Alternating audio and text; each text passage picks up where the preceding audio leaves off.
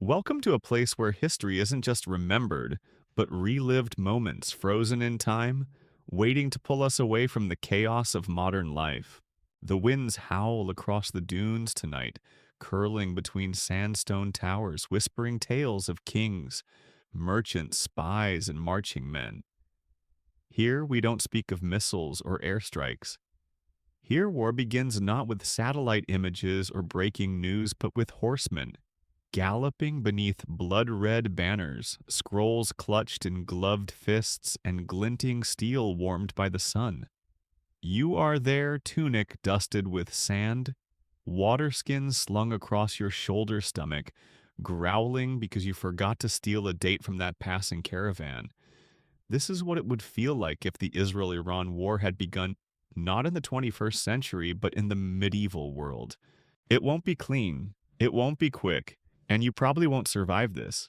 So before you get comfortable, take a moment to like the video and subscribe, but only if you genuinely enjoy what I do here. Feel free to post your location and local time. Wherever you are, I hope tonight brings you rest, comfort, and maybe a curious dream or two. And let's ease into tonight's journey together. You're standing at a lonely outpost on the edge of the Negev desert, watching the heat rise from the cracked stone walls as two guards argue in Hebrew over whose turn it is to brush the camel. The camel, for what it's worth, seems to favor the older one. He gives her figs when no one's looking. Beyond the gates, nothing but shifting sand and uncertainty. And yet, today feels different. Even the hawks seem tense. Word arrived this morning delivered by a dusty messenger whose horse dropped dead the second he dismounted, that the ancient empire to the east, Persia, has begun marching troops westward again. Not in full declaration, but with all the subtlety of a lion licking its lips. Behind you the tower bell rings. You're summoned inside the outpost to squat stone, keep filled with faded tapestries, the scent of ink, and too many opinions. Inside the captain of the guard, a bearded man named Eleazar, who looks like he hasn't slept since the last eclipse, unfolds a scroll bearing strange wax symbols and the mark of the temple crown. The contents are read aloud, and though the wording is deliberately vague movements of concern growing hostilities. Unexpected troop placement near Hamadan, the message is clear. Prepare for escalation. A scribe suggests it's just another diplomatic bluff. The priest insists it's a prophecy fulfilled. Eleazar. He doesn't say much, just tightens his sword belt and orders double rations for the falcons. This place on the frontier between kingdoms is the throat of the region. Whoever controls this choke point commands the trade routes, the wells, the ancient ruins full of accidentally cursed jewelry. For centuries, a tense peace has reigned. Skirmishes, yes. Petty espionage, sure. But never open war. Until now, you wander outside the desert sun, stinging your eyes, and notice a procession on the horizon. Dust cloud. Small.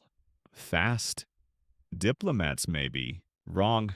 6 riders clad in blackened leather approach faces, veiled weapons not drawn, but visible enough to raise the temperature another degree. One wears a sash embroidered with Persian script. You recognize the phrase, "the flame that does not sleep." Lovely, a subtle message. They carry no peace offering, just another scroll and an expressionless mask carved from cedar. The scroll is brief, a declaration of divine right accusations of espionage, and a final line that reads, "Let fire meet fire beneath the crescent moon." It's unsigned. That night, the outpost is tense. The guards double their watches. One of the camels refuses to sleep, staring eastward, ears twitching. The stars overhead burn cold and bright, and somewhere in the dark a flute plays a war song you haven't heard since childhood. And as you sit beside the fire boots off, sipping a bitter brew of cardamom and dried fig, you try to remember if anyone ever actually won the last desert war.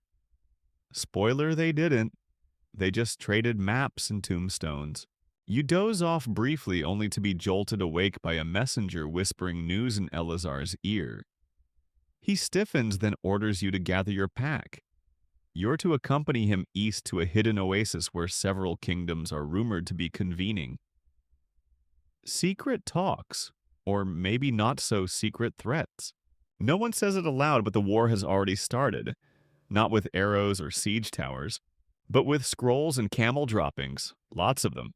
Some historians argue that this border post, now forgotten beneath the sand, was the true spark of the Great Sand War. Others insist the conflict was inevitable, and the scroll just gave it a convenient excuse. But you sitting by that flickering fire feel something else in the wind, something ancient simmering and deeply personal. You fall asleep to the lull of distant drums and dreams of sandstorms that whisper your name. You wake to the smell of singed parchment and burnt lentils. Someone forgot to put out the night coals, and now the kitchen boy's trying to scrape charred stew from the bottom of a brass pot with all the fury of a man who knows he'll be blamed for the war. Again, you stretch your limbs still stiff from sleeping in your travel cloak and step outside the outpost's narrow courtyard.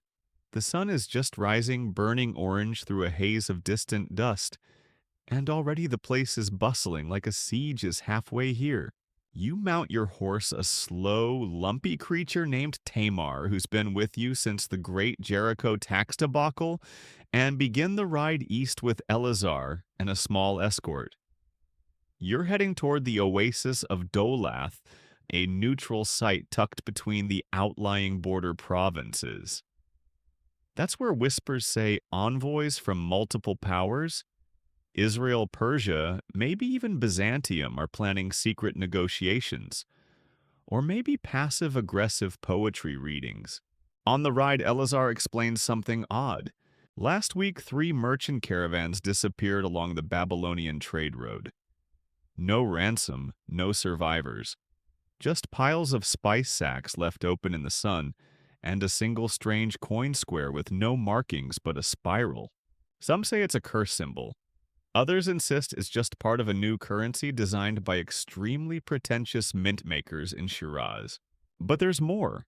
One of the surviving camels, yes, a camel wandered back to a village 3 days later covered in gold dust and what appeared to be faint tattoo markings along its hind legs. No one's sure what they mean.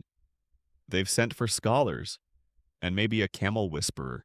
As you pass through the dry canyons and olive groves of the upper rift, you encounter more sign shepherds whispering of ghost men. In the hills, cloaked figures offering honey for information, and one very talkative blacksmith who claims he overheard 2 diplomats arguing in Latin about whether the moon should be blamed for crop failures. That last one might be heat stroke. At Dola, things feel tense. The oasis has always been a trading hub. Half the stalls here sell fruit, the other half sell rumors. You arrive just as a coded exchange is happening. 2 monks, 1 Christian, and 1 Zoroastrian meeting in broad daylight to exchange scrolls tied with olive branches. No one stops them, but everyone watches. A blind oud player sings beneath a tamarisk tree about kingdoms torn apart by pride. No one tips him, but everyone listens.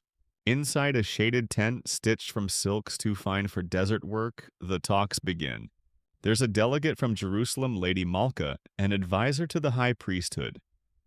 Brilliant, poised, could kill you with the syllable.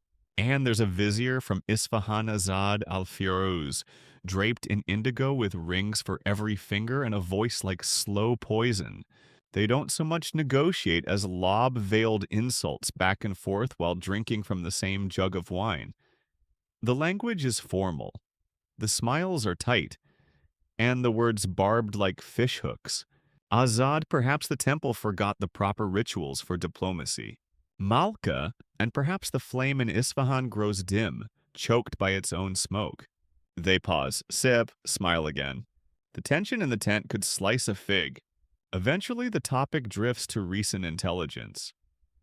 Persia accuses Israel of harboring Sufi rebels who torched a trade post near Qom. Israel denies it, blaming Persian defectors for smuggling cursed relics into Galilee. Then someone brings up the scrolls. You know the ones. The ones sent with no signatures. The ones claiming the eagle must wake before the lion sleeps. Cryptic, passive-aggressive, very popular among fringe prophecy groups and bad playwrights. No one claims authorship, but everyone assumes it was deliberate disinformation.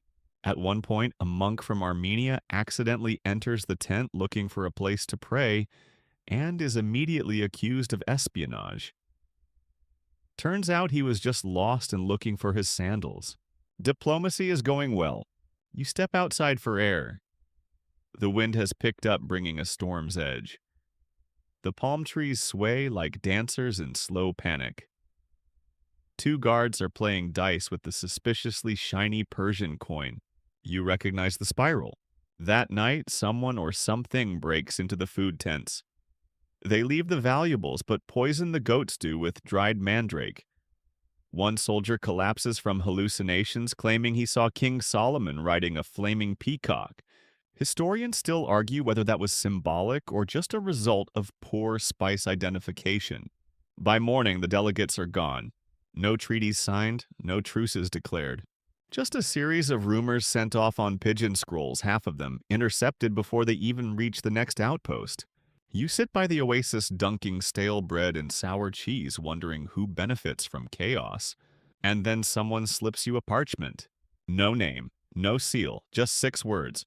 Meet me where the fire sleeps. You look up, but no one's there. Just the camel, watching you again. You don't sleep much that night. There's something about being handed a cryptic message by an unseen figure while being stared down by a sentient-looking camel that tends to dampen your appetite for slumber. Tamar, your faithful mule-horse hybrid, snorts beside you as if to say, "We've been through worse," which unfortunately is probably true. Lee is... At sunrise, Eleazar is already packed. The failed summit has lit a fire under every soldier's sandals. You're heading back toward Jerusalem, not by the main road, but through a seldom-used canyon pass guarded by a shadowy order, known rather dramatically as the Knights of the Mossad Order. They operate in the margins along cliff edges, mountain shrines, and rumors. They answer to no visible monarch, but wear insignias older than most dynasties. Their crest is a falcon in mid-dive clutching a scroll and a dagger. Elegant? Concerning. You ride for hours beneath red stone cliffs, the sky above baking every thought from your mind. At midday, you reach their outpost, a circular fortress built into the cliff face, barely visible unless you know the right shadow to follow. A sentry stops you. Young, freckled, and holding a crossbow aimed casually at your kneecaps. Eleazar gives a password. The gate opens without a sound. Inside, the temperature drops. Silence thickens. You're escorted down spiral steps into a cool, torchlit chamber where scrolls line the walls and someone is definitely watching you from behind a curtain. You meet the commander, a woman called Sarit. Dressed in plain wool, a falcon perched on her shoulder. She greets you not with a handshake, but a question. Have you seen the spiral? You nod. She sighs. Then we're late. You're led to a long table covered in maps. Real ones with trade routes. Secret Wells cave systems and a peculiar notation system involving tiny hand-drawn scorpions. Sarit explains that Persia has been planting agents across the region, disguised as traders and clergy. Their goal sabotage, certainly, but also strangely relic retrieval.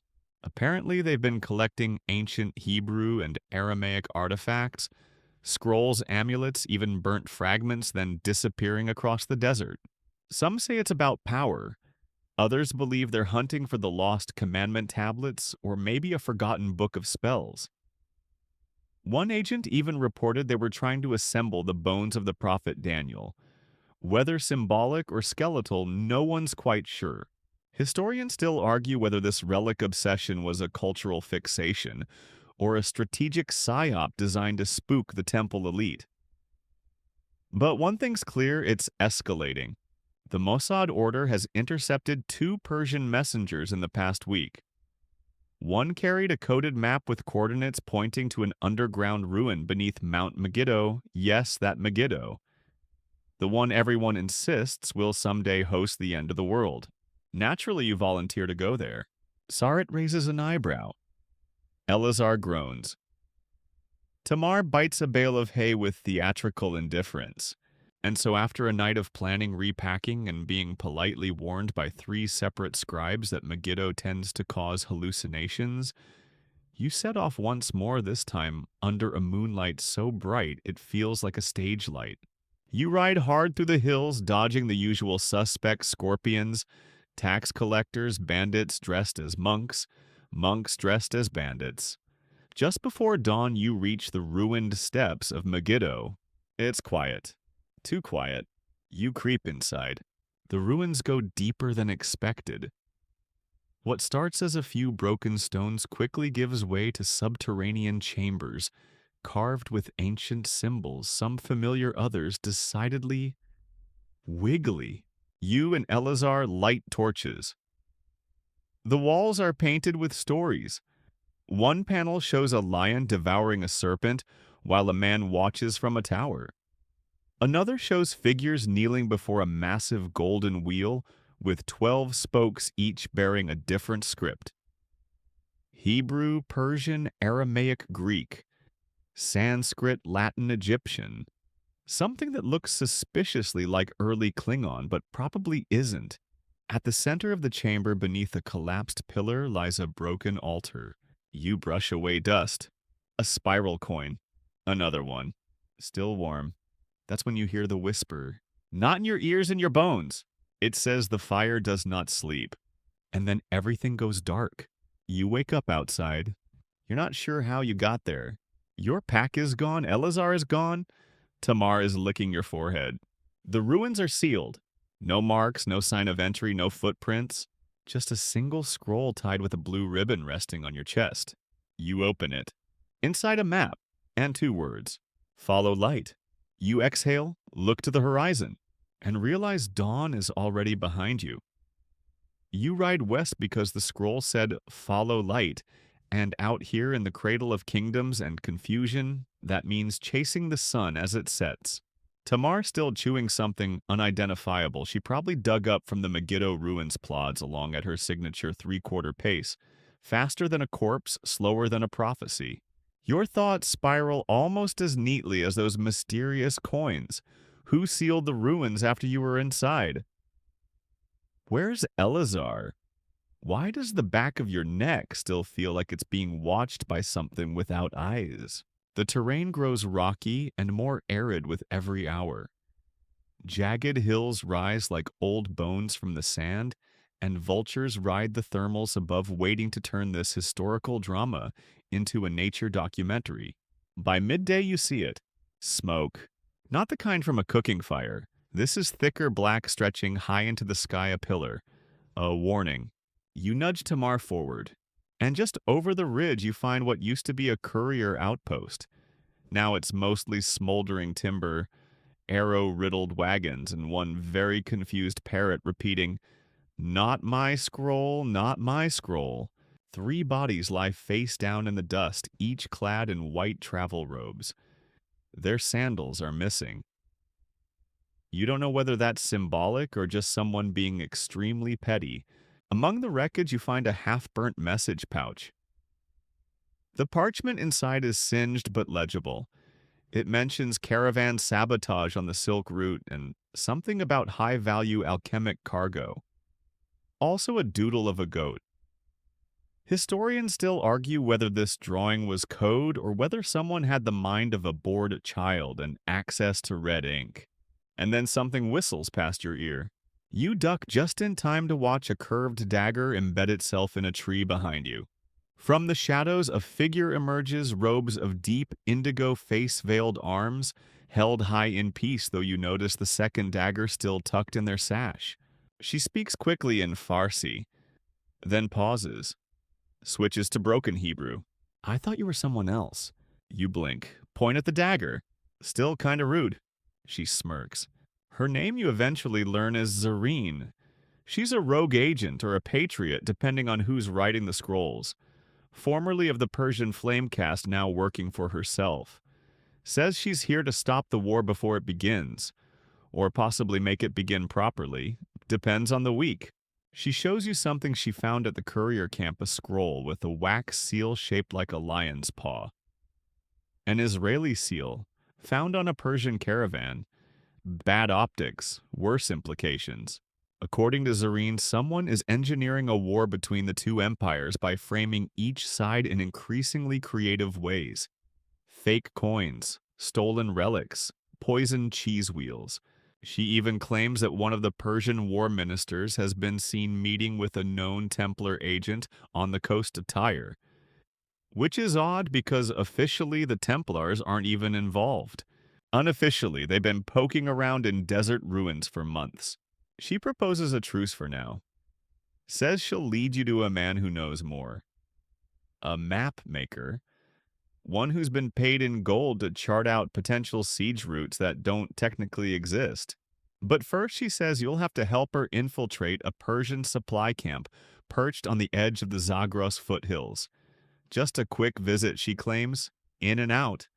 Like borrowing a scroll from a friend's bookshelf.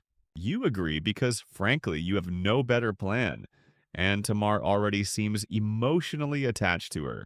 The journey takes 3 nights. You sleep under acacia trees and listen to Zareen explain the differences between various spy poisons, many of which are made from completely ordinary ingredients like quince seeds and slightly overripe lemons. One evening you even trade family stories. Hers involve exile, a talking monkey, and a lost jewel. Yours involve tax evasion and a misfired love letter to a bishop's daughter. By the time you reach the camp's outer rim, you've bonded just enough to trust her. A little. The Persian camp is a sprawling affair of canvas tents in symmetrical rows, torches lining the periphery guards lazily chatting about the best camel feed ratios. You sneak in under cover of night dressed as grain merchants, though the only grain you carry is sand and misplaced confidence. Inside the supply tent you find ledgers written in code. But Zareen recognizes the script. It's not Persian, it's Hebrew. She looks at you. Someone's supplying both sides. Before you can respond, a horn sounds in the distance. Someone's triggered an alarm. Guards scramble. Horses whinny. Somewhere nearby a torch gets thrown, and then the whole grain tent is ablaze. You and Zareen dive into a wagon full of dried figs and roll downhill toward a riverbed. You escape barely. In the flickering firelight, Zareen pulls something from her cloak, a tiny vial of sand and ash sealed with a red ribbon. Says she stole it from the general's quarters. It's proof, she whispers. This isn't a war, it's a performance. You stare at the vial. The ash is still warm. The performance continues. And you're still in the audience, half buried in fig pulp, wondering if wars have always been this choreographed. By the next morning, you and Zareen have put significant distance between yourselves and the flaming remains of the Persian supply camp. The riverbed was kind enough to sweep you along unnoticed, though Tamar somehow managed to outrun the river altogether. She meets you upstream wearing a smug expression in someone else's saddle. You set course for the city of Khazran, an aging trade town now on high alert. Rumor has it the market has become a silent battlefield. Assassins disguised as olive oil merchants, intelligence brokers selling doused maps, and musicians who only play their lutes in code. Your goal, find the mapmaker. Zareen mentioned the one who's been charting siege routes not listed on any official record. His name is Yiftash, and he owes her a favor. Possibly 2. Definitely at least 1 stolen goat. As you approach Khazran's walls, you're halted by a pair of guards arguing about the ethics of charging an entrance toll during what they're calling a spiritual conflict, not a military one. Zareen bribes them with a bag of walnut sweets and a philosophical quote about balance. You slip into the city just as the sun dips below the rooftops. Khazran smells like roasted chickpeas and suspicion. You pass fortune tellers offering divine counterintelligence, and a man selling miracle scrolls that promise invulnerability for exactly one battle. No refunds. The tavern where Yiftuk supposedly hides out is called the Whispering Fig. It leans sideways the way all honest buildings eventually do, and the door creaks like it's trying to warn you. Inside low lanterns whispered conversations and a bard singing a love ballad about an archer who accidentally shoots his own foot and falls in love with the healer. You spot Yiftach immediately. Middle-aged ink-stained fingers, spectacles made from ground crystal, and a mild tremor in his left eye that suggests he's seen far too many secrets. Zareen drops into the seat beside him with a grin that could cut parchment. "I need a map," she says. "And the truth." Yiftach sighs, "Which one do you want first?" He unfurls a chart across the table. What you see isn't just geography, it's movement. Anticipated movements, invisible paths, siege logic overlaid with ritual sites, trade ambushes, and something called the crescent funnel, which sounds like a dessert but is definitely a maneuver. These are requested routes, he says, paid for by clients claiming to be Israeli Persian and something else. Unnamed, coins with no face. He pulls out one of the spiral coins. It's thicker than the one you found before, and colder. Then he shows you a ledger.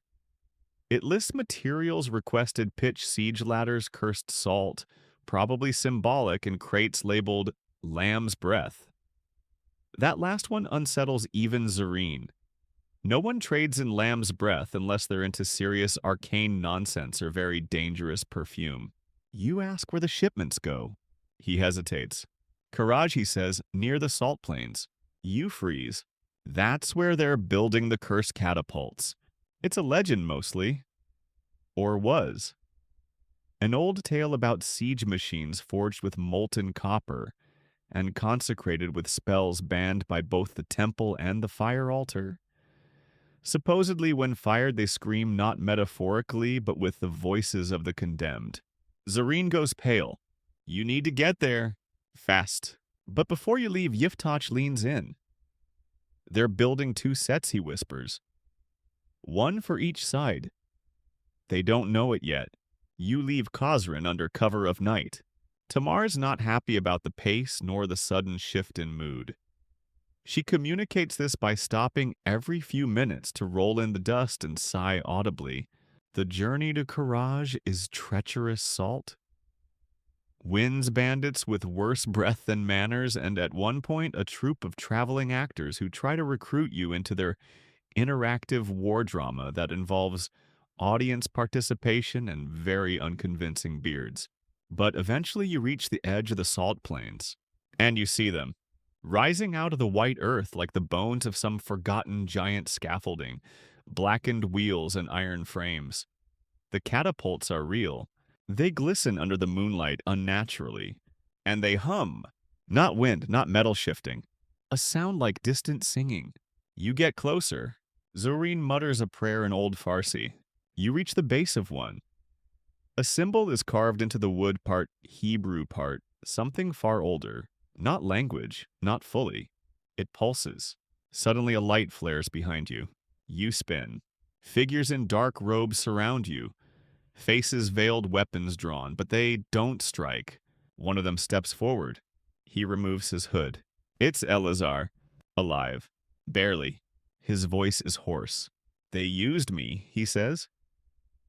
I followed the map. I opened the ruins. I didn't know. Then he collapses. You catch him and realize his tunic bears the mark of both nations. Someone's been playing dress-up, and the game just became very real. Elazar doesn't wake for hours. You carry him awkwardly with Tamar, occasionally trying to chew on his armor straps into the shadow of a salt-crusted boulder, shielded from the hum of the siege machines. Zareen crushes herbs between stones and mutters under her breath in a mixture of Farsi Hebrew and what you suspect might be very rude Aramaic. Whatever it is, it works, eventually. Elazar stirs, groaning. His eyes flutter open, hazy and unfocused. You came, he croaks. Or maybe I'm hallucinating again. Only slightly, you reply. He smiles weakly, then shudders as the low hum of the catapults echoes across the plain again. They're building them in pairs, he says.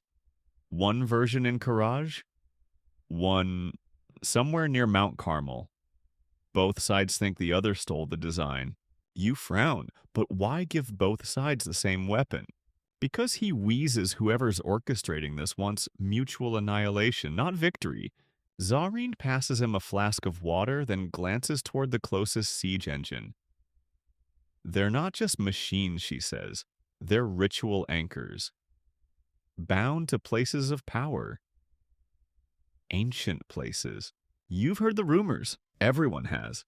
During the early conquests, long before the Persians and Israelites became enemies, there were whispered accounts of a weapon used only once so powerful that the ground wept for 3 days afterward. Some say it shattered a mountain. Others say it unbound the souls of the dead from the earth. And then just like that, it was buried, hidden, forgotten, until someone found the plans again. Eleazar pulls a cloth bundle from beneath his tunic. It's stained, brittle, and wrapped in waxed linen. You open it. Inside is a fragment of vellum, faded but still legible. A design, circular, interwoven runes, arrows, Hebrew letters, fire symbols. A side note scrawled in Persian, balance maintained only if opposite is equal. Zareen leans over it, brow furrowing. It's a mirrored mechanism, she whispers. They built two so that neither side could gain the upper hand. It's not strategy, it's doctrine. You glance back at the catapults and realize with a chill that they were never meant to be used. They were meant to exist, to be seen, to terrify. But someone somewhere has forgotten that part. You make a quick decision. You're heading west to Mount Carmel. If the mirror siege engine is truly there, it must be found. Before it's lit. Before it sings. But first a detour. Eleazar tells you of a trader named Barak, camped near the ruins of Caesarea Maritima, who specializes in forgotten things. He may have information on the engine's origin. The ride is brutal. Salt turns to scrubland, then to forested hills. Rain falls not heavy, but enough to turn everything into slippery regret. You reach Caesarea by nightfall, or what's left of it. Once a proud Roman port, it's now a skeleton of columns and marble half buried in sand. Lanterns flicker between broken amphitheaters. The sea roars like it remembers better days. You find Barak in a tent stitched from old temple banners. He's not what you expect. Thin, barefoot, and wearing a crown made of olive branches and copper wire, he greets you like an old friend he's never met. I've seen you in dreams, he says. Excellent. You sit across from him on a rug covered in maps, scrolls, and something that might be a petrified sandwich. Barak tells you stories half truth, half riddles. About the First War of Reflection. About a pact made by twin empires to create identical weapons so devastating that their mere presence would prevent war forever. Naturally, it failed. But the memory lingered, he says, hidden in song myth, and in ruins not yet unearthed. He offers you a relic, a small sphere made of layered bronze and obsidian, warm to the touch and etched with a single spiral. It's part of the trigger, he whispers. One for each machine. Remove it, and the engine falls silent. How many are there, you ask? Barak shrugs. More than there should be. That night you sleep near the ruined aqueducts, haunted by dreams of towers falling voices chanting in forgotten tongues, and fire leaping from earth like it's trying to escape. At dawn you ride. The road to Mount Carmel is long, and lined with omen birds flying backward, wells filled with brine, and a merchant who insists he's seen two suns in the sky. Twins, he says, blinking unevenly, like the machines. You press on, and as you crest the final hill, the mountain before you, you see it. Nestled into the slope, hidden beneath tarps and vines, the mirror, an identical catapult, silent, waiting. And you're not the first to arrive. They've beaten you to it.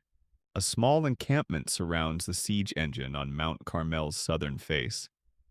Black tents, silent guards, and a ring of fire that burns low but steady, as if someone wants the heat more than the light. You and Zareen watch from behind a gnarled olive tree, the kind that looks older than most empires and definitely wiser than the people running them. Elazar, still recovering, stays further back with Tamar, who is taken to chewing on a discarded scroll tube like it owes her money. They're not Persian, Zareen murmurs. You nod. They're not Israeli either. The guards bear no insignias. Their armor is mismatched. Their weapons curved and cruel look hand-forged and recently cleaned. One of them walks past dragging a strange banner, dark blue with an unfamiliar symbol. A broken sun over a walled city. Third faction, you whisper. Maybe not even a faction, she says, just a belief. You wait until nightfall. Then you move. You and Zareen slip down the hillside using an old goat trail, which is surprisingly effective, unless you mind smelling like goats. She takes the lead, her daggers gleaming faintly in the moonlight, while you carry the obsidian sphere Barak gave you, its weight pressing down harder the closer you get to the machine. It's massive, larger than the one at Karaj, more refined, and terrifying. Its frame is etched with symbols from multiple traditions, Hebrew, Kabbalah, Persian fire scripts, even a few that look like ancient Phoenician trade ciphers.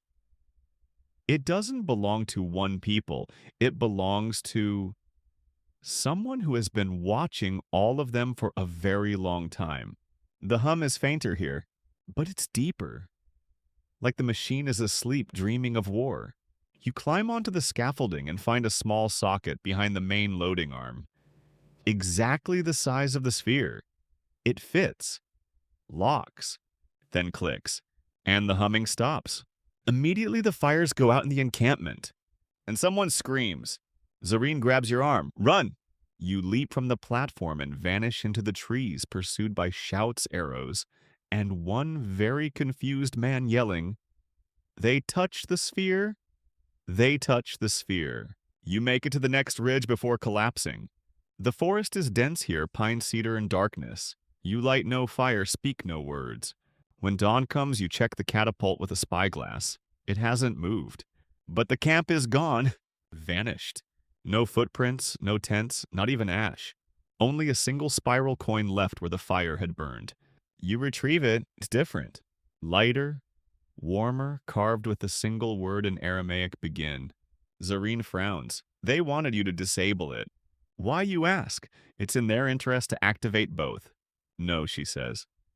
Not if the activation triggers something bigger. Something that needs a vacuum. And suddenly you understand. This isn't about war between two kingdoms. It's about erasing both. The twin engines weren't built to destroy each other. They were built to balance each other. Keep an ancient force sealed, bound, mutually suppressed. You've just broken the symmetry, which means something might now be free. You ride hard down Mount Carmel, wind howling, your mind racing faster than Tamar's surprisingly enthusiastic gallop. In the distance, clouds darken in an unnatural spiral, rising over the desert like a bruise. You reach a monastery carved into the cliffs, its bell tolling frantically. The monks are in disarray, scrolls everywhere, bells swinging, someone trying to bless a goat who is clearly uninterested. You find Brother Nahor the eldest, blind but sharp as ever. You tell him everything. He listens in silence, then reaches for an old volume wrapped in lambskin. He opens it. Inside, two mirrored drawings, the siege engines. An inscription reads, "When balance breaks, the fire shall walk." Fire doesn't walk, you say. It does, Brother Nahor replies, when it has waited long enough. He tells you of an ancient covenant older than Israel, older than Persia. A pact made by forgotten kings to bind a force born of the desert's heart. A being of flame and voice. A god, perhaps, or something stranger. Each war brings it closer, Nahor says. Each mirrored weapon keeps it sealed. If both are disabled, it's released, you finish. Zareen leans against the wall, pale. So she says, now what? Nahor hands you a scroll sealed in wax. Take this to the temple at Ein-Gedi, he says. There may still be time. Outside, the wind screams louder. Not just wind. Something else. A sound rising from beneath the sand. You mount up and pray that the temple still stands. The road to Ein-Gedi is long and the shadows are growing bolder. You ride hard faster than Tamar usually agrees to, and she protests with every step, snorting, kicking loose stones, and once attempting to nibble a passing scorpion out of sheer defiance. But something drives you. The scroll from Brother Nahor feels heavier than parchment should tucked against your chest. Its wax seal bearing the symbol of a sun behind 7 hills pulses faintly when the wind picks up. You travel through parched valleys where even the cacti look nervous. Villages along the way are half abandoned, their streets echoing with wind and unfinished prayers. In one, a child watches you from behind a broken door and holds up a coin. Another spiral, freshly minted, placed in her hand by someone she describes only as the smiling man in the burnt cloak. You press on. As you ride, the ground itself seems less certain, cracks widening dry riverbeds, groaning as if they're remembering something they'd rather forget. You pass a group of wandering mendicants who chant in no language you recognize and who do not stop walking even when you call out to them. Zareen says little. She rides beside you, hood drawn low, her eyes never still. Occasionally she hums something under her breath, melodies that twist and tangle in the back of your mind like smoke. She says her mother sang them during the eclipses. You don't ask questions. By nightfall you glimpse Engedi at last, a clutch of stone buildings nestled beside the Dead Sea, where warm springs bubble from the ground, and date palms sway like old friends waving you home. But something's wrong. There are no temple bells, no voices, just a long, low note drawn out, dissonant like a horn being blown underwater. You dismount and approach on foot. The temple is intact, just empty. Every door open, every torch still lit, but no one inside. You find sandals by the door, food still warm in the kitchens, a cat sleeping in a bowl of lentils, but no people. Either they left in a hurry, Zareen says, or they were taken without a sound. You search for clues. In the high chamber where the priests usually pray during the moonrise, you find marks, deep gouges in the stone floor. Circular, as if something was dragged in a perfect spiral. Zareen finds something tucked into the altar, a single page torn from a much older scroll. The ink is faded, but the message is clear. When balance breaks, do not run. Stand, sing, bind it again. You glance at the sealed scroll from Nahor. Still untouched. Still pulsing. You break the seal. Inside a ritual. Complicated, ancient, and full of contradictory instructions. You'll need fire blessed by both priest and flamekeeper. Water drawn from a spring at dawn. A spiral coin touched by both sides of the war. A witness who has walked between camps. You stare at the list. You already have 3. You just need the last. Eleazar, you whisper. He's still recovering at the forest's edge near Carmel. He's been to both sides. He's worn both emblems. He qualifies. But he's 2 days' ride away. Zareen is already packing. We don't have 2 days, you say. She looks at you. Then we bend the road. That night you invoke an old ritual one she learned from desert mystics who claim the stars themselves can be petitioned. You build a spiral of salt around your camp. Burn incense made from fig leaves, dried myrrh, and somehow olive pits from the ruined temple. You both speak the names of every place you've been since the scroll arrived. The wind howls, the ground trembles, and in the flickering shadows beyond the spiral, a shape appears. Not a person. Not quite. It stands tall, cloaked, glowing faintly from within. Its voice is not a voice, but a pressure behind your ears. What do you offer? It asks. Zareen steps forward and says my name. You try to stop her. Too late. The figure bows. The salt spiral blows apart in a gust, and Eleazar appears staggering, confused, whole. Was that you? He asks. Did we teleport? Kind of, you say. He glances at Zareen. She is silent, her eyes dark. She does not speak the rest of the night. You gather the ingredients. At dawn, you draw the ritual circle behind the temple near the spring. Eleazar kneels at one edge. You at the other. The spiral coin goes in the center. The fire is lit, the water is poured, and you begin to sing. Not words, sounds, echoes, Things that aren't yours but feel like memories. The ground shakes, the coin glows, and then a voice. You broke it. The wind stops. The trees freeze. Everything waits. From the Dead Sea's edge, a figure walks toward you, cloaked in fire. Eyes like coals, lips like cracked obsidian. It is not running. It is arriving. You do not move. Because if you move, the ritual breaks. And if the ritual breaks, whatever is walking toward you might not stop walking. The fire being approaches like it owns the land. Not in arrogance, no. In memory. Like it built this coastline from salt and ash and has simply come to inspect what the lesser creatures have done to it. Zareen stands to your left, arms slightly raised, her fingers twitching with restrained panic. Elazar kneels, eyes wide but locked on the spiral coin. He's whispering something, maybe a prayer, maybe a threat, maybe both. The creature steps past the date palms.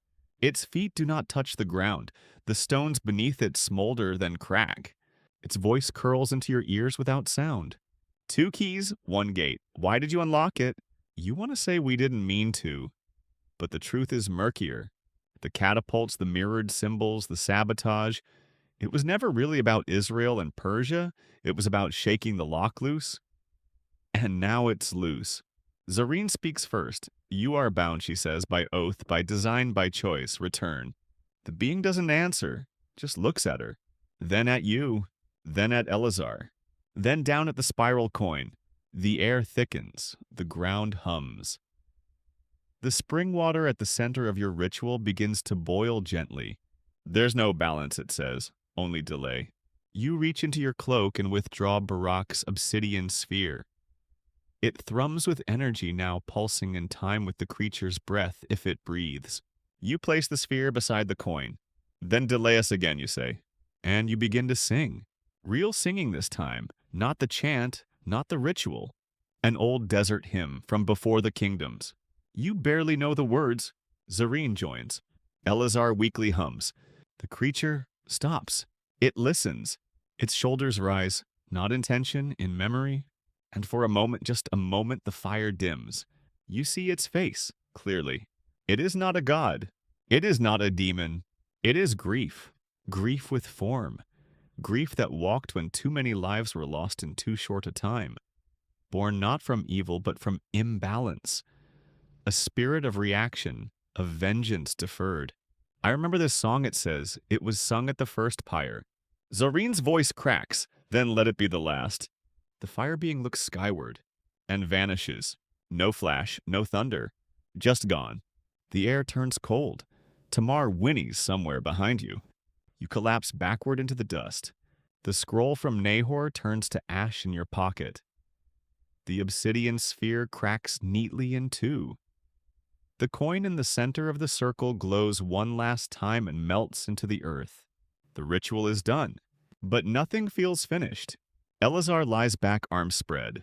Well, he says that was slightly more dramatic than the usual border patrol.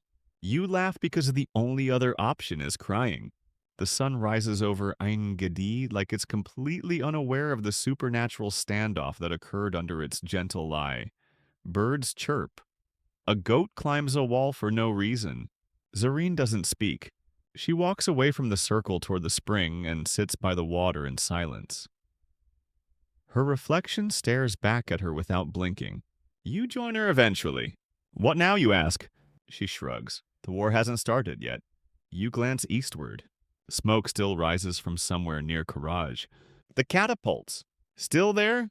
Still watching each other. You look up. Clouds gather, but not in spirals. Just weather now. Just weather. Will they ever know, you ask?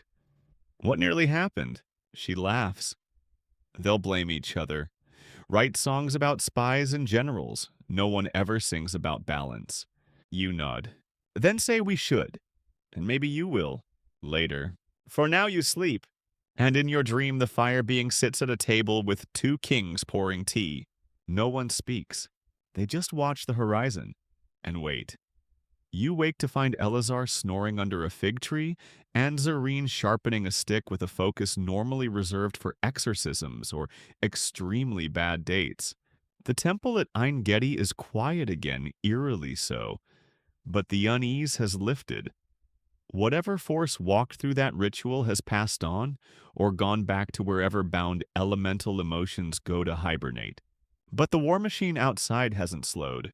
Eleazar sipping something dark and bitter from a clay cup reminds you of the obvious. We stopped a spirit, not an army. And he's right. The catapults are still standing. The tensions between Israel and Persia remain perhaps more flammable than ever, now that the saboteurs have vanished like polite phantoms. The strange spiral coins keep showing up too now in marketplaces, tucked into bread loaves pressed into temple walls.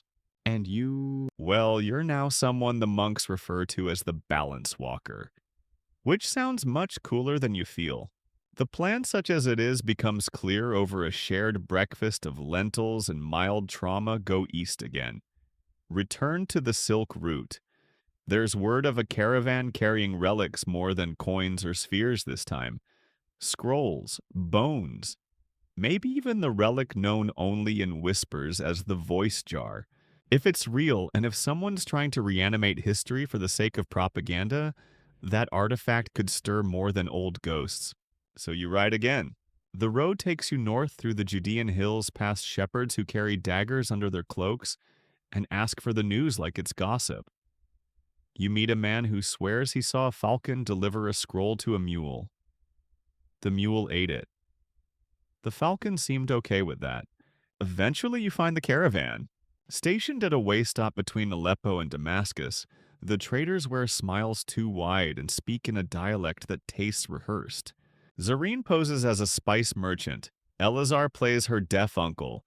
You're a translator who's definitely not memorizing anything sensitive. Inside a tent striped with crimson and gold you find it. A jar, unremarkable. Clay, etched with tiny script that seems to move when you squint. The label says only to be spoken once. It sits beside an iron lockbox labeled in Hebrew Farsi, and something older, do not unseal without moonlight. You buy it, all of it. For a bag of coins, a song Zareen sings about a goat who outwitted a demon, and a promise you won't open anything near a city. The traders nod politely. Too politely. You ride away. And you're followed. That night, in a clearing outside a ruined caravanserai, the ambush comes. 4 men cloaked, silent, armed with blades blackened to avoid moonglint. Not Persian, not Israeli. Something else. Something that doesn't care for borders. You fight. Well, mostly dodge while Zareen does the fighting, and Eleazar throws surprisingly well-aimed pots. When it's over, one attacker lies breathing barely. You kneel beside him. He speaks only one word before fading. Unbind. You look at the jar. Still sealed. You don't open it. Not yet. But that night your dreams speak. You're in a vast hall, candlelit, endless. Scrolls float in the air like leaves. A figure walks beside you, barefoot, flame-haired face, always turned just out of view. She says each kingdom thinks itself a book, but they are only pages, and someone is tearing them out. You wake with a headache and a sense that the jar is now warmer. Eleazar suggests burying it. Zareen suggests opening it under controlled conditions. You suggest breakfast. You travel west again toward the coast. There's a monastery rumored to hold a fragment of the original covenant, the one that sealed the first fire being. Maybe it will help you understand what's inside the jar. Maybe it will point to who keeps trying to undo all of it. On the way you pass through Acre. It's under siege, again. But this time it's not catapults or cavalry. It's politics. Factions shouting in the square. Clerics waving scrolls. Templars claiming neutrality while clearly measuring things for new walls. You don't stay long, just enough to hear the news. Persia blames Israel for a ritual disruption near Mount Carmel. Israel blames Persia for arcane interference in Ein Gedi. Neither side admits to sending soldiers to the ruins, but both have seen the spiral coins. Someone's winning it, but it's not either kingdom. You ride harder now. The monastery looms ahead, built into the cliffs of Tyre, its windows facing the sea like it's waiting for a sign. You arrive at dusk, and the sign comes. A monk greets you with a single sentence. You've been expected. The monastery doesn't look like much from the outside, just another weather-beaten stone keep perched above the Mediterranean, with gulls screeching and sea mist coating everything in an unholy layer of damp salt and holiness. Inside, it's another matter entirely. Candles burn behind colored glass. Brass incense holders swing lazily from vaulted beams, and every surface from the floor to the ceiling is etched in overlapping scripts. Hebrew, Greek, Aramaic, and one alphabet that seems to consist entirely of looping vines. The monk who greeted you says his name is Brother Gavriel. He has no eyebrows and speaks as if everything is either a parable or a trap. You've brought the jar, he says, not asking. You nod. Eleazar frowns. You were expecting us. The flame walks, Gavriel says, and balance limps. Right. The three of you are ushered into a chamber deep within the monastery. It's circular, dome-roofed, and unnaturally quiet. At its center stands a pedestal carved from driftwood, salt-cracked and ancient. Gavriel gestures for the jar. You hesitate. We don't even know what's inside. No one does, he replies until they do. Not helpful. Zareen steps forward. We were told this monastery holds part of the original covenant, the one that sealed whatever walked in Ein-Gedi. Gavriel smiles. We hold its echo. He produces a scroll so old it flakes at the edges. Its ink is faded, but in the candlelight you can see an image, two siege engines mirrored, and between them a third object. Not a coin, not a sphere. A jar. Below it a phrase, what speaks last binds best. Historians still argue whether this line was metaphorical or meant to be a literal instruction manual for post-apocalyptic containment. But Gavriel interprets it plainly. The jar was never meant to destroy, he says. It's the final word, the counterweight, when all else fails. So we use it, Eleazar says. Now, Gavriel shakes his head. No, you don't use the jar. You answer it. That's when you hear it. A low hum. From the jar. It sits on the pedestal now, unsealed. You don't remember opening it. No one does. But the lid is off, and the sound is rising. Not loud, but deep, like memory, like thunder underwater. You step forward, and from the jar light, not flame, not fire, something colder, older. It fills the room without casting shadows. A voice comes with it, soft, patient. Who are you? Everyone turns to you. You open your mouth. No words come. You fought spies ridden through cursed plains, disarmed a fire being, and yet here in this quiet monastery on the edge of the known world, you're at a loss. Zareen touches your arm. Answer, she whispers. So you do. You speak your name, not your official one, not your titles. Just who you are, what you remember being, what you wish to remain. The light pulses. Then it asks, what do you seek? You hesitate, then say balance. Another pulse. And finally, what will you give? You don't answer. You can't. Because you don't know. The light fades. The jar reseals itself slowly like a sigh. Gavriel nods. It's not ready, but it knows now. You leave the chamber. In the hallway, monks are murmuring. News has arrived, scrolls from both east and west. Persia has declared the catapult at Karaj sacred, a divine weapon, untouchable. Israel has begun mobilizing troops toward Mount Carmel. Neither side claims the siege engines as their own, but both insist they must defend them. The spiral coin is now being worn as jewelry, as an insignia. Some think it's a blessing, others a curse. Someone, perhaps many someones, is laughing behind all this. Zareen says we need to destroy the weapons. Gavriel says you can't. Eleazar says then we steal them. That night, as the waves crash against the cliffs and lightning flashes far out over the sea, you sit awake beside the sealed jar, and you realize the real question isn't how to stop the war. It's what to do if it starts and the jar opens itself. Because now you know, it's not just a vessel, it's a judge, and it's listening. The monastery doesn't sleep that night, and neither do you. The jar sits quiet, sealed. yet you feel its presence like a stone in your pocket you've forgotten how to carry. Zareen sharpens her daggers without looking at them. Elazar keeps reading and rereading the same sentence from a scroll that doesn't seem to have any verbs. When the dawn comes, it doesn't feel like salvation. It feels like permission. You ride out. The new plan, if it even qualifies as such, is to reach both catapult sites before either kingdom fully commits to war. Courage and Mount Carmel must be neutralized. The mirror siege engines have to be dismantled, rendered inert, forgotten again. There's only one problem. Everyone wants them. Rumors swirl like dust devils across the land that the weapons house relics, that the spiral symbol grants invincibility, that whoever controls both engines can summon a third hidden weapon called the Breath of Babel. Zareen calls it nonsense. Elazar believes it entirely. You're somewhere in between, mostly concerned with whether Tamar will make the full journey without biting another soldier. You split up. Elazar takes the western route back to Mount Carmel. You and Zareen ride east toward Courage. The roads are thicker with watchmen now. Merchant caravans travel in tighter formations. Even the beggars have opinions. At one village, you overhear a street preacher shouting in broken Hebrew. The catapults are not machines, they're mouths, built to speak the world back into chaos. He gets pelted with figs. Not enough to hurt. Just enough to acknowledge they're listening. As you draw closer to the Courage plain, the signs of preparation become harder to ignore. Tents in neat rows. Watchtowers freshly built, flame banners fluttering depicting lions eating snakes and curiously spirals coiling around the sun.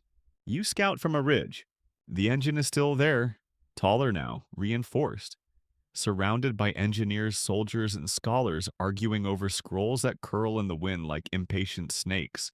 You whisper it's growing. Zareen nods. They're feeding it belief. You wait until nightfall. Then slip down through a wadi, enter the outer rim dressed as healers carrying a crate of blessed salves, and enough fake credentials to impress a minor prophet.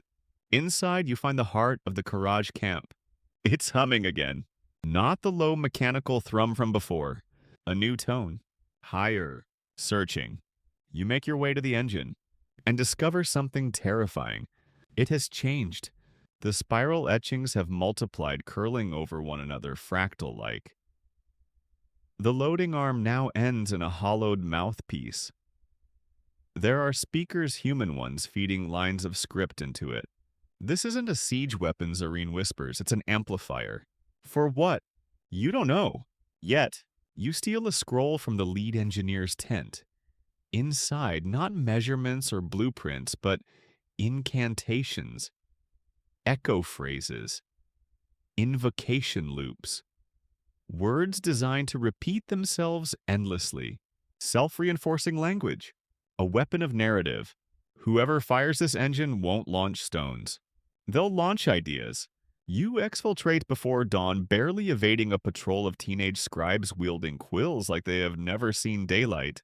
At a safe distance, you open the scroll again and read aloud the first line. The wind shifts. Zareen slaps the scroll from your hand. Don't. Some phrases remember being spoken.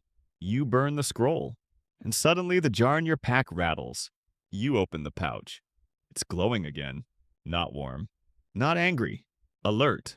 You reach into the pouch and touch the lid. It hisses beneath your fingers. A single word echoes behind your eyes. Divide. You don't understand. But Zareen looks at you and whispers, it means we need to split the engines, break the mirror. You recall the inscription from Nahor's scroll, when balance breaks, the fire shall walk. But maybe it doesn't have to walk. Maybe it can be absorbed. You remember something Brother Gabriel said, almost in passing. The jar is a witness. It speaks what is true. What if it could speak louder? What if it could overwrite the engine? But to do that, it needs to be heard. And the only place loud enough to compete with the weapon of belief is the other engine, Mount Carmel. You stare eastward. You'll need both weapons, but not to destroy each other. To silence each other, it's madness. It might work. You ride like the world depends on it. Because it does.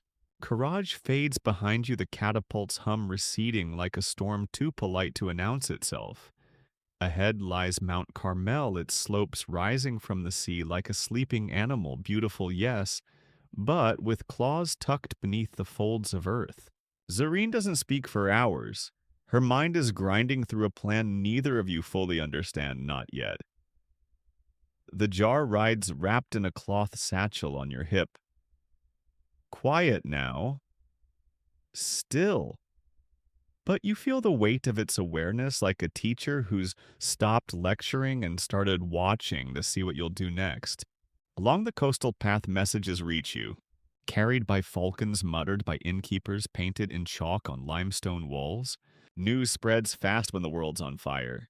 Persia has declared Karaja's catapult a new temple.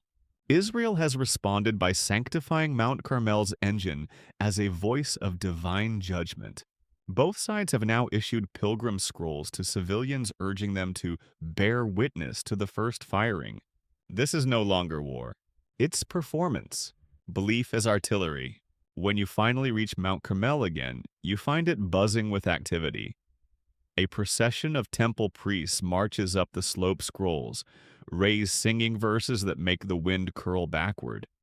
Children gather flowers to throw onto the siege platform. A merchant is selling spiral-shaped pastries called boom cakes. Eleazar meets you at the base of the hill. His armor is dented, his hair's longer. His eyes hold new stories you don't want to ask about. But when he sees you, he smiles. I knew you'd come. Then he sees the jar, and the smile fades. We really doing this? You nod. We're going to speak over a weapon. The three of you climb to the catapult. The scene is surreal. A choir is warming up beside a siege arm. A scribe is arguing with a goat about grammar.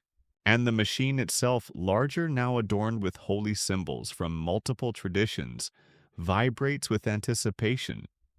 Not sound, not motion. Expectation. It wants to fire. Eleazar briefs you the weapon is scheduled to be activated at sunrise. Not launched, no one dares actually use it. But voiced. A ritualized release meant to outdo whatever Persia does in return. That's your window. You speak to the priests. You tell them about the jar, about Engedi, about Courage. You show them the scroll you salvaged from the amplifier tent, the one with self-repeating phrases. They listen. Sort of. One of them says, "What if this is the prophecy?" Another murmurs, "The jar speaks. Maybe this is its time." And then you make the offer. Let the jar speak instead. Let it ride the platform, take the words meant for war and turn them into something else. Something balanced. The head priest agrees, reluctantly, with the condition that if the jar fails to speak wisely, the engine will still be fired in full. You have until dawn. You place the jar in the launching cradle, nestled in a woven bed of cloth and spice. It looks absurd, like putting a relic in a slingshot. Zareen checks the bindings. Eleazar checks the counterweight. You pace. The crowd begins to gather. Thousands. Clerics, soldiers, farmers, spice vendors, camel handlers, one man who claims to be a reincarnated fig. They all come. Because everyone wants to hear a miracle. Dawn breaks. The sky bleeds gold. The platform groans. And the jar speaks. It doesn't open. It doesn't glow. It simply is. A sound flows out wordless at first, like wind through reeds, like breath caught in memory. Then phrases emerge. Languages old and lost. Words not spoken in centuries. Some people cry. Some laugh. Some fall to their knees, uncertain why. And then a voice. This is not your story. The platform shakes. The priests back away. You are pages in a book not yet written. The jar grows louder. You fight for ownership of silence. But silence does not belong to you. Zareen stares, lips parted. Eleazar kneels, weeping. You feel the words inside your ribs. And then the final phrase, if you must burn, let it be together, but not today. Silence. Then a gust of wind. A single spiral coin clinks onto the platform. No fire, no flame, just the sound of breathing. The crowd disperses, confused, moved. uncertain what they just witnessed. The priests say nothing. The catapult remains. But no one approaches it. Not even the goat. You retrieve the jar. Cool now. Quiet again. One of the scribes writes a new title on his scroll. The morn and the weapon prayed. And somewhere far away the Karaj catapult stops humming. That should have been the end. It had the rhythm of an ending. The slow dispersal. The soft silence after a miracle. The look on Eleazar's face, eyes wide, heart settled. The way Zareen clutched the jar like something sacred had passed through her, and perhaps it had. But you know better. Endings are stubborn things. They don't like to arrive when expected. You stay on Mount Carmel another night. The air is still, though the wind carries new rumors. Of unrest in Damascus. Of a sudden, inexplicable flood near Qom. Of coins spiral-marked found in the mouths of statues that have never opened before. People are interpreting the jar's message in every direction. Some say it was a warning, others a blessing. A few even call it a call to arms, which is a spectacular misunderstanding of not today. You sit by the extinguished fire pit and whisper to the jar. It doesn't reply. Not this time. By morning, the pilgrimage begins. From both sides. Not soldiers. Civilians. Families, elders, traders, prophets. All converging on the two catapults. Not to worship them, not to destroy them. To see them. You realize what's happened. The catapults are no longer weapons. They've become symbol sites of meaning, which is much more dangerous. Sacredness is always volatile. Zareen mutters watching a group of children leave figs at the base of the siege engine like offerings. Back at the camp, Eleazar shows you something disturbing. A new scroll. It's not spiral marked. It's cleaner. Brighter. The script is precise, too precise. A modern-looking dialect with none of the natural drift of centuries-old languages. This was found in Acre, he says, on every door. You read the first line aloud. The balance is broken by design. You feel the pressure instantly. Behind your teeth. In your bones. Zareen grabs the scroll and burns it before you read further. What was that, you ask? A virus, she says. A textual one. You stare. She sighs. Not everything spreads by sword. Some things spread by structure. This scroll wasn't meant to be understood.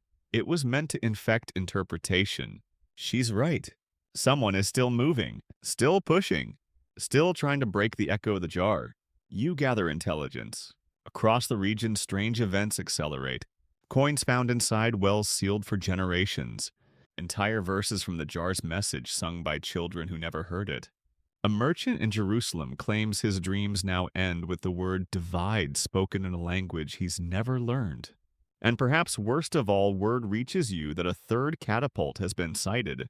Not on land, at sea, off the coast of Cyprus, floating, bound in chains of salt and coral. Not built by Israel, not claimed by Persia, but aimed. You sail at once. Eleazar stays behind to monitor the temple sites. Zareen comes with you. The voyage is difficult.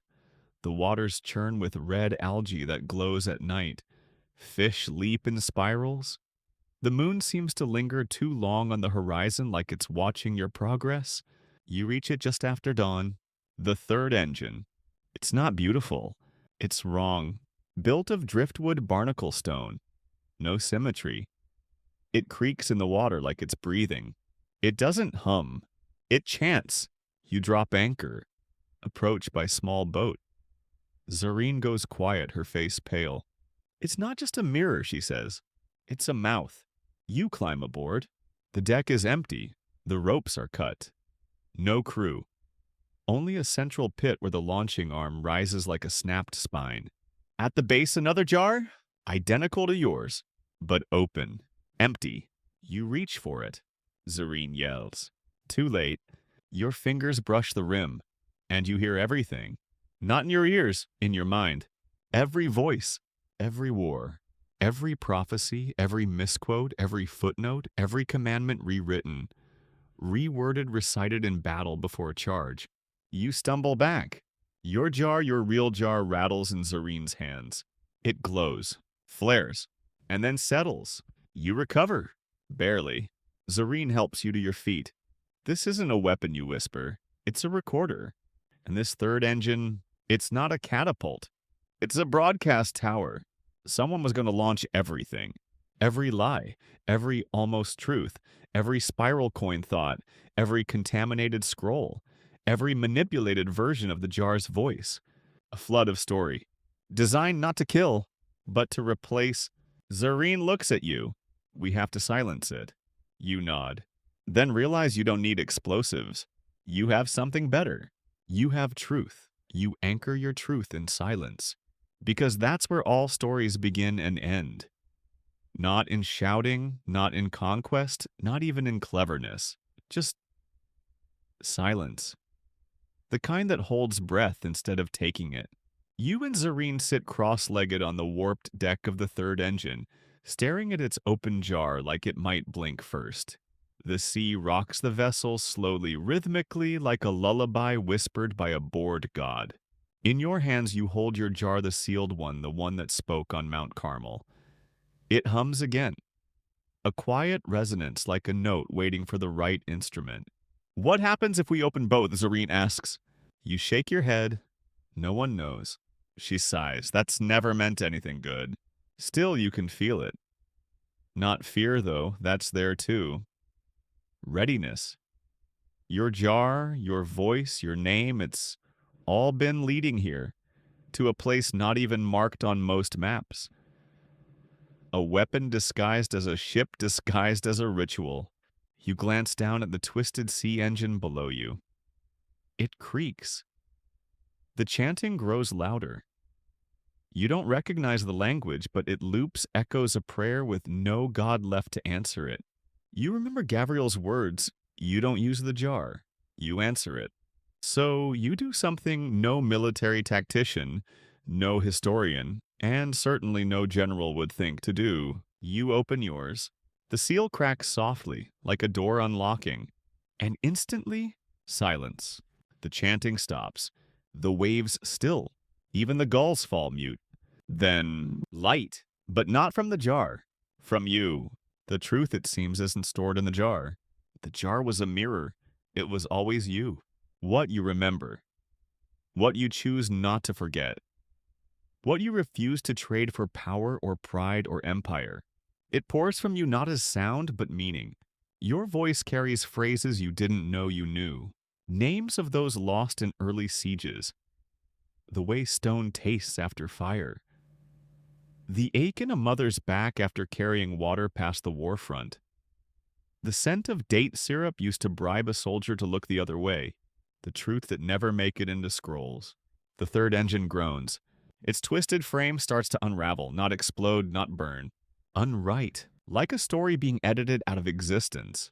The open jar at its center fractures. Not violently, like glass returning to sand. Zareen closes her eyes. You hear her whispering names, maybe hers, maybe others. It doesn't matter. She's anchoring herself, like you. Then comes the final echo. A phrase from your jar. Soft. Absolute. No more mirrors. And the engine folds inward. Not sinks. Folds. Like paper vanishing into itself. And then nothing.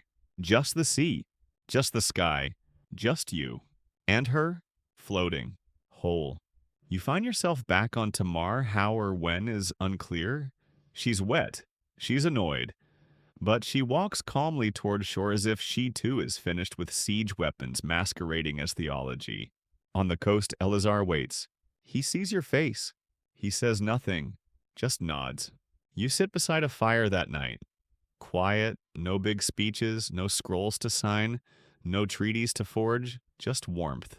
You ask Zareen what now. She tosses a spiral coin into the fire. It vanishes. No more mirrors, she says again. Elazar clears his throat. We still have 2 engines. Let them rot, she replies.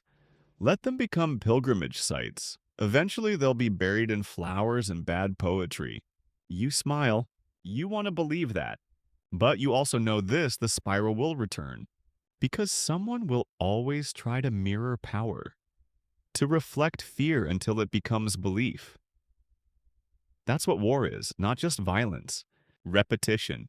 But now there's a record, a witness, a jar. And maybe if you've done this right, a voice strong enough to speak over the noise when the spiral hums again. Days pass, and the world refuses to end. Which is all things considered a pleasant surprise. You remain on the coast a while longer near the remnants of where the third engine folded into nothingness. Fishermen avoid the sight instinctively. Birds fly around it. Waves part gently as if there's still something invisible holding space where the sea forgot how to be water. Eleazar takes this opportunity to finally change his bandages and sleep for 14 consecutive hours under an olive tree. Tamar stands over him the entire time, swatting flies with what you now realize is a look of religious solemnity. Zareen, meanwhile, busies herself with the ritual burning of the last few scrolls taken from the engine's interior. She recites no words, just watches them vanish in flames, occasionally muttering things like, "I never liked this font anyway." And you walk, not to go anywhere, just to listen. Because the world is still adjusting, like a person who expected a slap and got a song instead. Along the old roads, you find signs of quiet recovery. The pilgrims have stopped bringing coins to the siege engines. Now they bring bread, flowers, poems. The catapults remain looming weathered, but their purpose has shifted. No longer machines of myth or judgment, just monuments, reminder stones. At Courage, someone's hung a sign around the base. "This weapon was never fired. Please do not fire it now." At Mount Carmel, a troupe of actors performs a comedic reenactment of the Battle of the Jar. They've cast Tamar as the fire being. She does not seem flattered. One morning, a courier arrives. She's 12, missing a tooth. Carries a scroll marked in blue ink sealed with a circle rather than a spiral. You open it. It reads, "Balance observed. Proceed with caution." Signed, "The Quiet Council." You show it to Zareen. She narrows her eyes. "They're real." You nod, apparently. Eleazar mutters, "I thought they were just bedtime stories for nervous archivists." Well, you say turns out bedtime stories are a pretty decent delivery system for classified intelligence. Zareen squints at the seal again. "It means they're watching now, listening." "Then let them listen," you reply. "We gave them something worth listening to. And for a while it's true." The spiral coins begin to disappear from circulation, not suddenly, but quietly, like they've served their purpose. People start using round tokens again. Language settles. The scroll markets turn back to the usual nonsense marriage spells, weather blessings, and one particularly lucrative tract titled "How to Negotiate with a Fire Being Without Getting Singed." You receive invitations. From temples, from universities, from a tavern in Jaffa claiming to host the real jar. You decline them all. Because some things don't need explaining. And some truths do better whispered than shouted. Zareen eventually leaves. No ceremony, just a note on a fig leaf. Gone east, maybe north.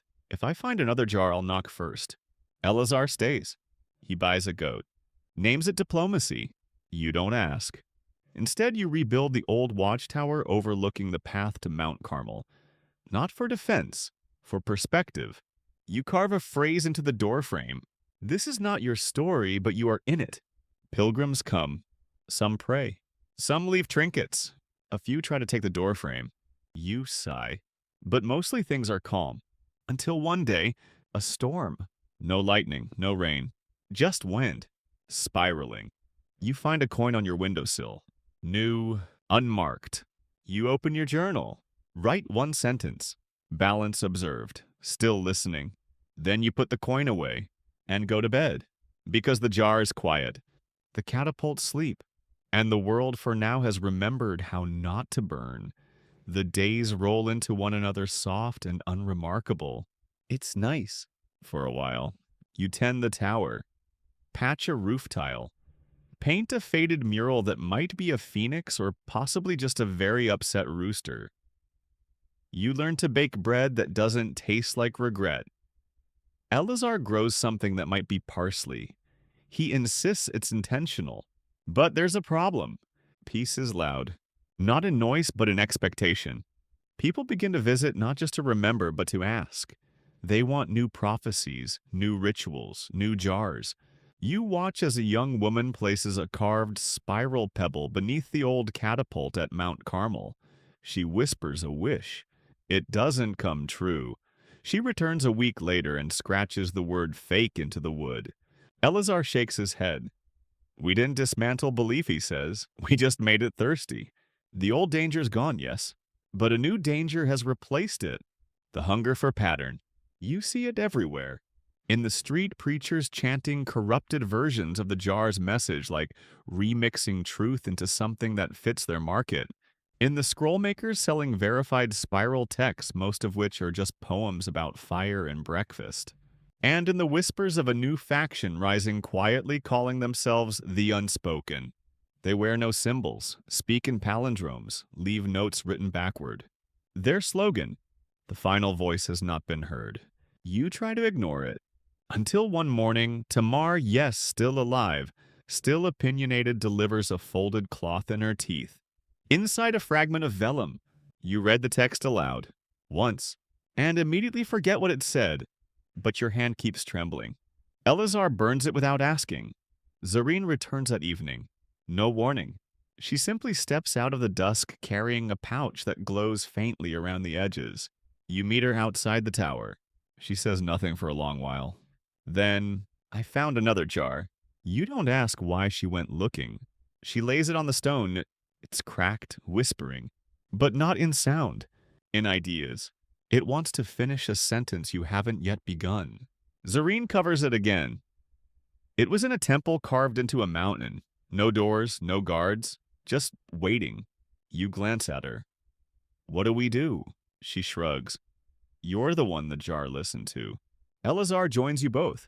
He looks older, tired, still unshakably him. You remember what that first jar said, he asks. You nod. This is not your story. He smiles. Maybe now it is.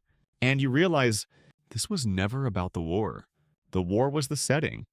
The jar, the spiral, the engines, they were just metaphors, tools. This story was about who gets to decide what's remembered. And now, that decision is being made again. By people hungry for meaning, willing to twist memory into weapon. The jar gave the world a pause. But pauses don't last. The unspoken are growing. Someone else has started planting coins, new coins.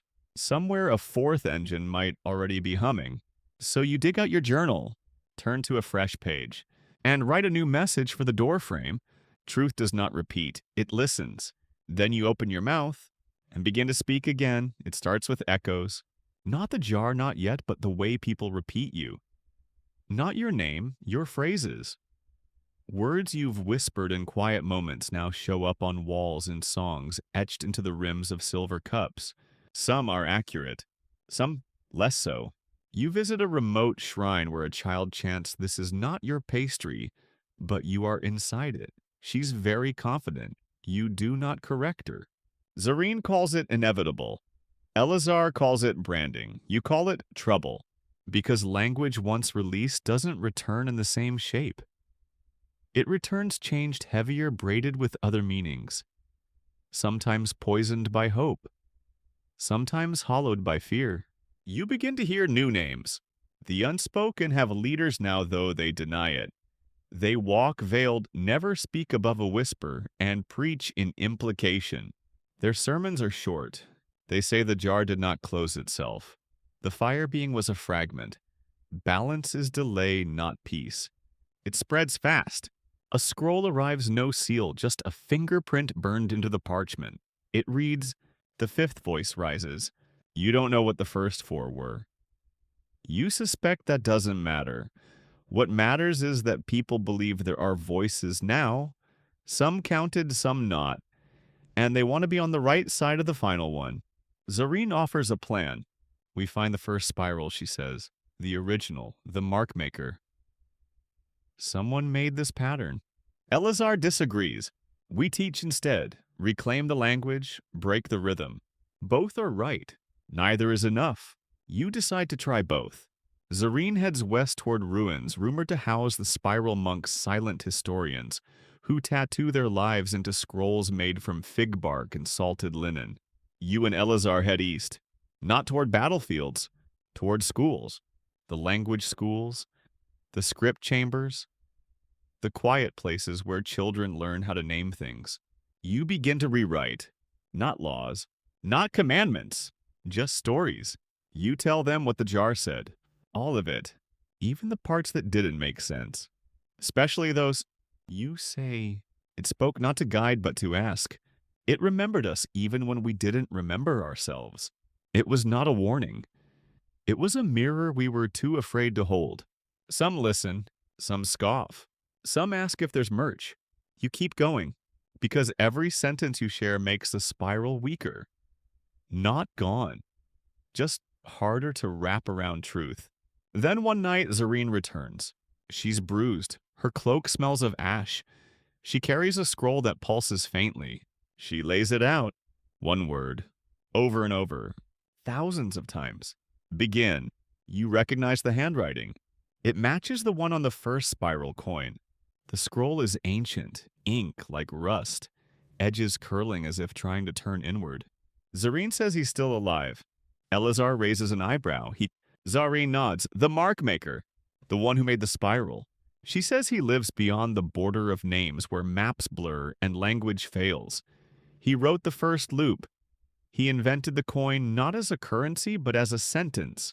He may have created the engines. And he may still be writing. You stare at the scroll. The jar in your cloak vibrates softly. You close your eyes and hear the word again. Begin. Only this time it's not a command. It's an invitation. So you begin. Again. This time toward a place that doesn't exist on maps, but lives in footnotes and failed prophecies.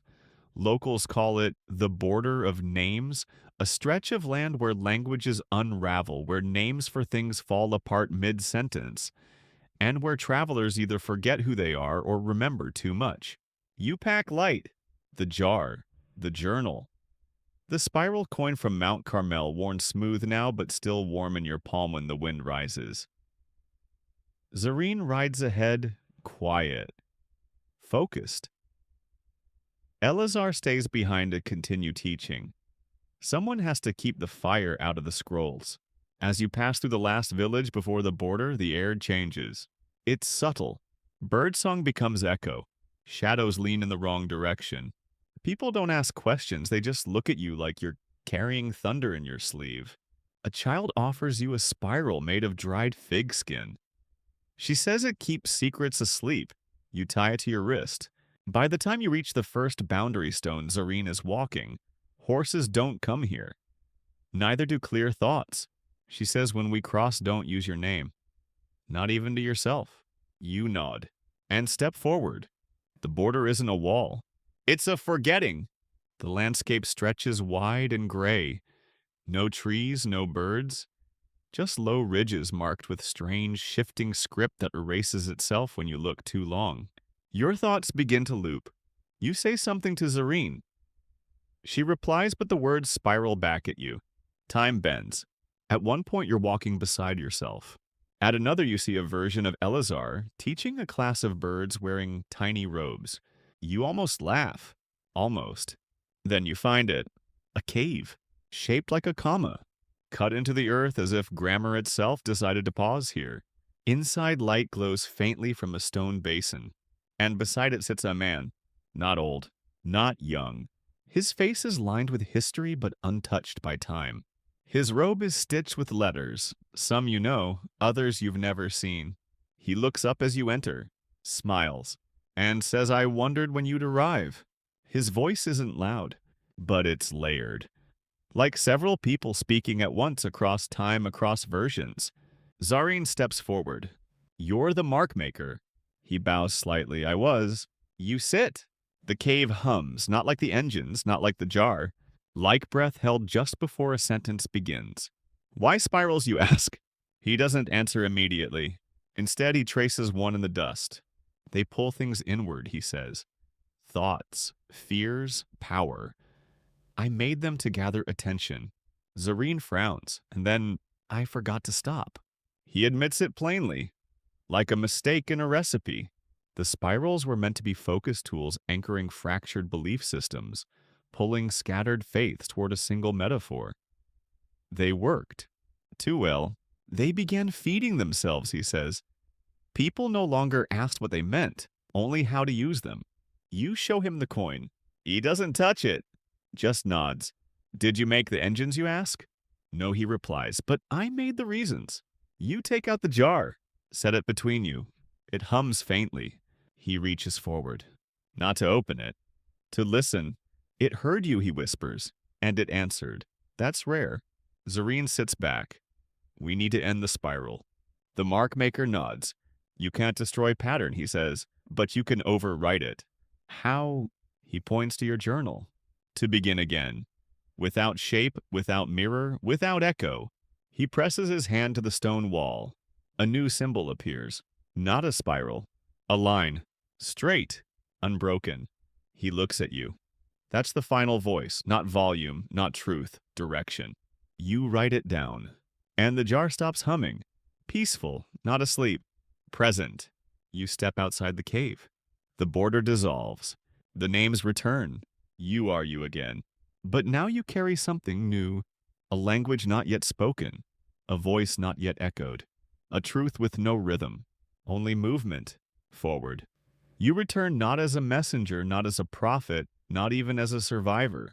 You return as a scribe. But not the old kind, the ones who copied what they were told, who gilded margins and sharpened words into arrows. You are something else now.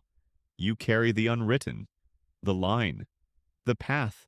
Zareen walks beside you, still quiet. She hasn't spoken since you left the cave. Not out of fear, not even reverence. She's just listening to a world that sounds different now, like a song switching keys just before the chorus. As you cross back over the threshold where names have meaning again, you find the world not on fire, but fidgeting, like it's waiting to choose a direction. At Mount Carmel, the catapult is gone. No explosion, no collapse, just gone. In its place, a circle of prayer stones, scattered offerings, a broken wheel. One child claims she saw it fold itself and walk away. You don't argue. At Courage, the siege engine remains, but it's been taken over by vines. Lemon blossoms grow from its base. Someone has painted a mural across its spine, a straight line splitting a spiral in two. Elazar meets you at the watchtower. He sees the new symbol on your sleeve, and he exhales slow and long. So he says, "Are we done?" You shake your head. "We're beginning." He offers you a date. It's overripe, a little squishy. Perfect. You chew in silence. Then show him the mark maker's message. He reads it. Then again. Then traces the line with one finger. No more loops, he says softly. No more loops, you echo. The unspoken, still whispering, still recruiting. But something's changed. Their messages no longer spread like fire. People are listening now, questioning, choosing not to repeat. Not always, but more often than before. You begin teaching again.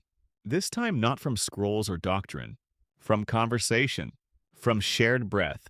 You teach children how to draw both a spiral and a line, and ask them which one they trust more. You don't tell them the answer. Zareen publishes a book with no words, just blank pages with dots spaced across them. She calls it Echoes Waiting Not to Be Heard. It sells terribly, then mysteriously becomes a cult favorite among mystic bakers. The jar, still sealed, still humming, but no longer trembling. It's no longer a warning. It's a memory of a time when the world almost fell into itself and chose not to. One night, under a sky so clear you can hear the constellations arguing, you sit outside the tower. Tamar snores nearby, having finally retired from active symbolism. You open your journal and write the final entry. The fifth voice was not a person, not a weapon. It was a refusal to repeat. It was the moment someone said, "Let's try something else." You close the journal and sleep. The next morning, a breeze carries something to your windowsill. Not a coin, Not a scroll, just a single leaf, folded into the shape of a line. The seasons change. They always do. But now they change without waiting for war.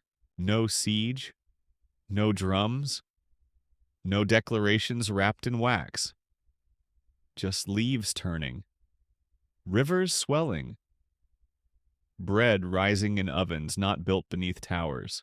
You live quietly, which is not the same as living small. At the tower, travelers still come. Fewer now. And those who arrive no longer ask what the jar said, they ask what they might say instead. You tell them the truth you already are. Eleazar teaches script to local children. Not letters, not calligraphy intention, the shape of a word, the weight of a pause. He says a proper silence is the first act of writing. Zareen vanishes and returns like moon phases. One week she's in the orchard feeding Tamar quince from her pocket. The next she's gone only to send a package weeks later containing a stone etched with a single sentence in a language nobody speaks yet. You still carry the jar. You don't hide it. You don't show it off. It sits beside your tools when you carve new beams. It rests beside your pillow when you dream. It hums very faintly when someone nearby tells a story that rings too true too fast. You've come to recognize the hum as less a warning, more a question. Is this what we want to echo? Sometimes yes, sometimes no. You attend a gathering, once a quiet symposium in the old halls of Tyre, where former priests and former soldiers sit together swapping stories. No speeches, just memories. You bring the coin, someone else brings the leaf. Another arrives with a spiral made of thread. It's not ceremony, it's continuity. You speak only once that evening. A young man asks if the jar speaks again, what should we do? You reply, listen, and then don't repeat. Respond. There are nods, no applause, just understanding. Years pass. Legends form because of course they do. People say the jar still hums in the mountains. Others claim the third engine was not destroyed but buried in salt. A particularly persistent rumor suggests Tamar is now a minor deity of stubbornness and dream stamping. You make no effort to correct this. But those who know, they don't seek miracles. They build gardens, not as monuments, as metaphors. And that is enough. One morning, just as dawn spills across the field like a blessing with no sender, you wake to the jar pulsing once. Just once. A slow, contented breath. You smile. The tower creaks. The kettle whistles. And the world for now remains unfinished. Which is exactly how you prefer it. So now let it all slow down. The catapults have crumbled to vines, the coins have faded to myth, and even the spirals have unspooled into stillness. You're no longer walking across kingdoms or whispering to weapons, no longer carrying balance like it might crack open in your hands. Now there's just breath, a soft rhythm, yours.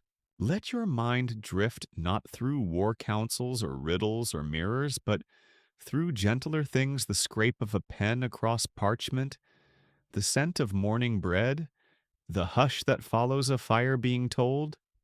No, the jar is quiet now, not silenced, settled. It listens still, of course. But so do you, that's the balance. Not two powers poised for collision, but two stories learning to share the same page. The mark maker is long gone. The unspoken whisper less often. And the line, it remains etched in memory, drawn in dust, passed hand to hand like a compass that points not north but forward. So sleep knowing that not every mystery must be solved. Some must simply be heard. Some truth don't shout. They wait. Just like this story waited for you. And it always will. Because history, real history, the kind that matters, isn't what gets written in books. It's what you choose to carry into morning. Sleep well, Balance Walker. I'll be here with another story for you tomorrow night.